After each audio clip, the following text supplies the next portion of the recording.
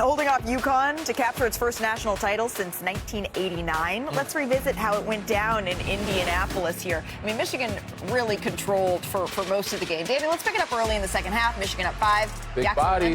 Take him to the post. Gets this one to go. They got it done ugly in this game. Yeah, it was ugly. Lendeborg had 13 points. Michigan up 8 after the free throw here. And then Alex Caravan turns it over. So off in transition, the Wolves go. Gale Jr. Watch your head. Flushing it down for a little alley-oop, and look there, Dan Hurley's nasty. Says it all. New meme unlocked. It's already been in the group chat. This was a great play. Though, yeah, Jalen Mullins can shoot it. Braylon Mullins gets that one to go. Fly-by reload. He had 11.7 rebounds. UConn down 7. A little over 2 minutes left. Terrace Reed Jr. gets the steal. Make something happen. Push the break. When you're passing it to Solo Ball. He needs to be getting it done nicer, right? That's what needs to be happening there. On the other end, Trey McKinney. The dagger. Dagger. Fans going crazy. Congratulations to Michigan. Hey, let's take a listen to Yaxel Lendeborg and UConn coach Dan Hurley after the game. I definitely thought that we were going to win the championship. You know, the team was a really, really talented group. Everybody's super unselfish, so I definitely felt like, you know, the power of friendship could lead us to victory, and I mean, it did today. You know, we pushed through so much. We all sacrificed a lot, minutes, points, fame, all of that, just to get to this moment. And I know everybody's super proud and super grateful to be a part of this group.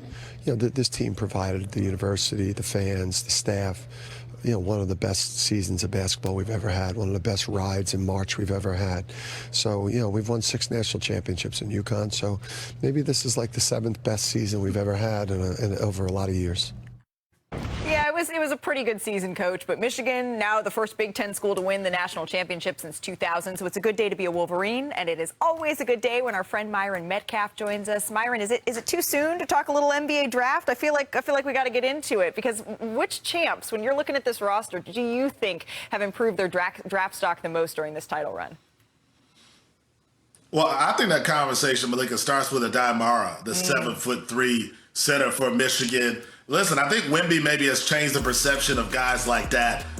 They see how useful they can be. He can run the floor. He's an incredible passer. He averaged 2.6 blocks per game this season. And you saw him guard in space. So I think the versatility certainly could translate to the next level. And who wouldn't want a guy at 7'3" who can do all the things that he can do? But Morez Johnson, I think, also helped himself. A great two-way player. I thought he was the MVP of the national championship game, and I think he proved how good he might be able to be at the next level as well, especially defensively. Well, certainly any player who's getting any sort of comparison to Victor Wembanyama is something that scouts everywhere, their ears are going to prick up. But now the attention, it fully shifts, right, to the NBA draft here, Myron. And there's a lot of collegiate players that we're looking at here in the lottery. Just looking at the latest mock draft, this is from our Jeremy Wu. You got Darren Peterson, AJ DeBanza, Cam Boozer, all in that top 3. A really loaded draft here. So now that the tournament is over, I want to bring Danny Green back into the conversation for this one. Is there a college player, DG, who you think stood out as this tournament as maybe the most NBA ready? Unfortunately, my guy,